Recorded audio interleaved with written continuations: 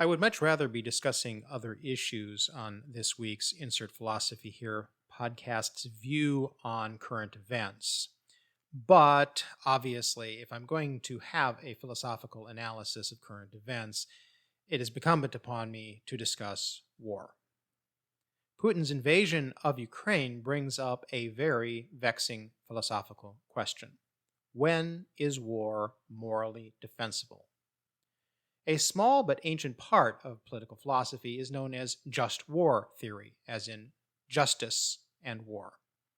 There are two aspects to just war theory. One explores the question of when it is just for a nation or people to take up arms against another nation or people. The other discusses the conduct of combatants, the so-called rules of war. And it is an odd idea that there can be thoughts of proper conduct within war when one of the purposes of war is to kill as many other people as you can. Yet there is a long history going back to ancient times of mutually understood codes of conduct within war. Such codes include attacking only other soldiers, not civilians, and accepting soldiers' surrender and treating them humanely when captured. Obviously, history is replete with examples of when such codes were not followed. But that is why there are such things as the Geneva Convention, which attempts to provide some sort of moral framework for the conduct of war. Of course, the question of just conduct within a war only becomes an issue after someone starts a war. The primary question in the philosophy of just war theory is what conditions must be present to justify starting a war. That assumes that there is ever a justification for war, and that's an assumption some people would dispute, with good reason. We can immediately distinguish between starting a war by attacking another nation or people and defending from an attack. A right to self-defense is almost universally accepted, not just for individuals, but for whole nations. And so is that a government has an obligation to defend its citizens from attacks. I don't think anyone argues that a country like Ukraine has no right to defend itself from a foreign invasion.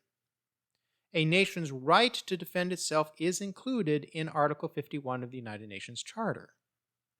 How can there be a justification to start a war? For centuries, the argument that offensive war can be justified has been founded on several basic principles. The first is that the cause is just, and this is an idea that goes back to Thomas Aquinas and even Augustine. There must be a good reason to go to war, usually to protect the innocent. The second principle is that the aims of the war are for the greater good. The war has noble aims. Again, the idea that Aquinas gives us of protecting the innocent is a noble aim. Third, war is used only as a last resort when no other course of action has a good outcome. Some philosophers have added more conditions and considerations, but these three core principles are almost always present in any just war theory. When these conditions can be met, war can be justified. At least that's the theory. Another question is who has the power to start a war? Even if the conditions for a just war can be met, philosophers have held that the authority to declare war resides only in the legitimate leaders of a nation. The rationale being that only proper governmental officials can make rational, informed decisions on whether the conditions for war are met. Vigilantes do not have the right to start a war. Individuals do not have the right to start a war. It has long been widely held that political leaders have the legal right to start wars, at least within their own societies. Placing the power to declare war in the hands of political leaders is problematic. Legal right is not equivalent to a moral right. Putin had the legal right within Russian law to authorize the attack on Ukraine. But it strains rationality to find a moral authorization for it. There is also the legal layer of international law, But as I briefly mentioned regarding the United Nations, international law permits only defensive war, not instigating an offensive war against another nation or people.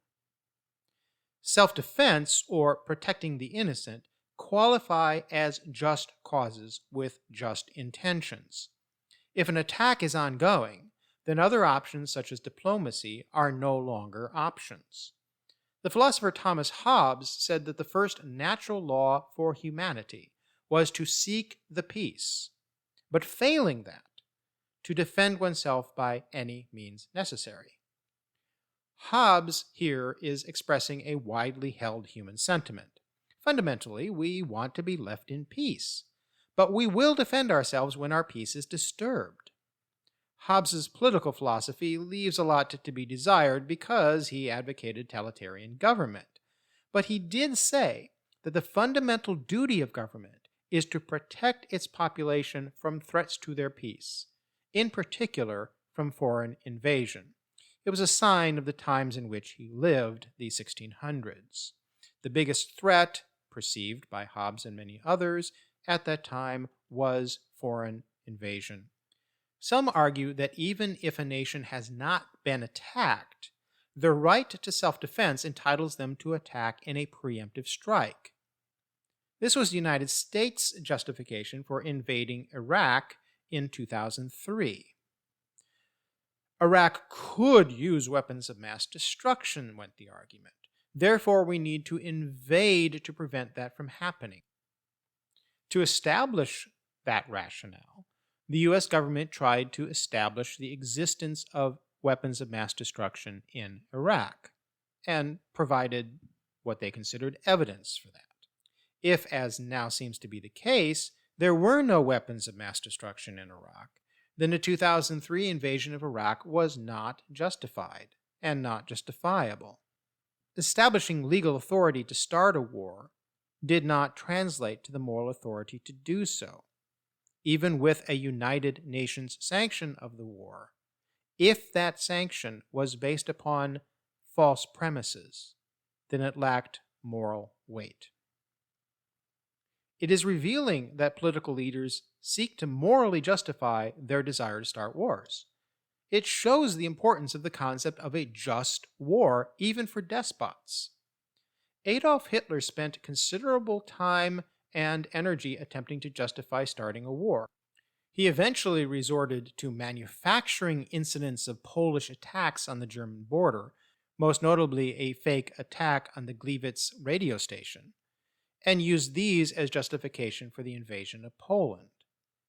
Though he convinced no one with the subterfuge, it is notable that even Hitler felt the need to create a pretext, however small, to justify starting a war.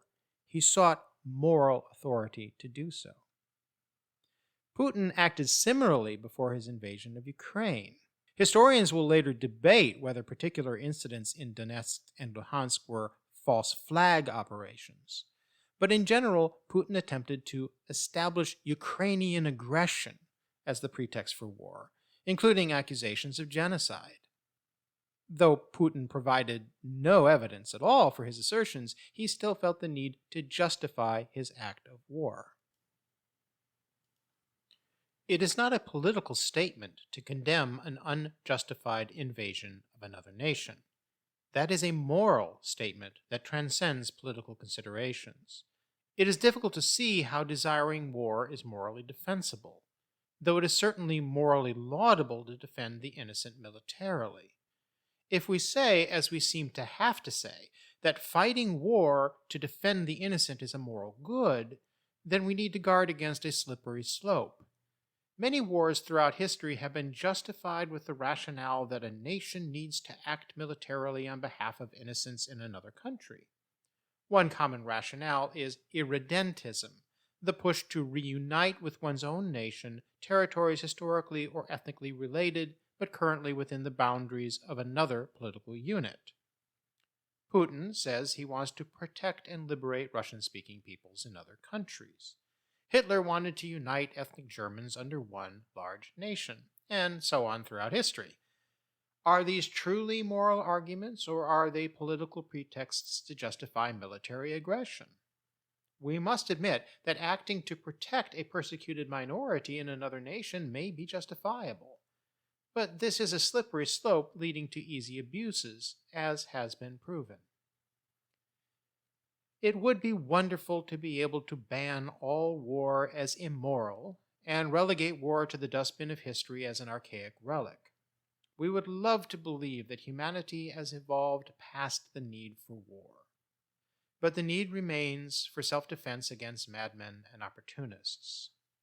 A crucial philosophical and political question for our time is how we can eliminate war while being willing to protect the innocent from war, while also guarding against those who wish to exploit the fear of war to manipulate citizens and extort power and wealth from them. That is a difficult balancing act, and political leaders need to be held to account by the people to act in the interests of people, not warmongers and weapons manufacturers. People seek the peace. Only the immoral lust for war.